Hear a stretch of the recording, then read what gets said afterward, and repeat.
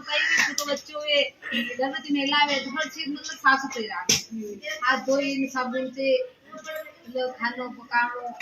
सब्जी भी धोई बाहर से लावा था एकदम कोई जल्दी रेखो बनेला घड़ी लेनी चाहिए भी बने ले हाँ तो वो धोई हुई ने फल फ्रूट है तो बनाने में धोई खिलाना और गरी तो ठंडा पानी तो बने बजाना गरम पानी हां तो मतलब बुनियादी की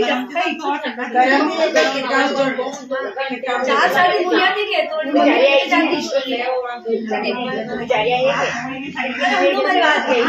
वो चार साड़ी बुनियादी ओकरे मन मम्मी खेत जाके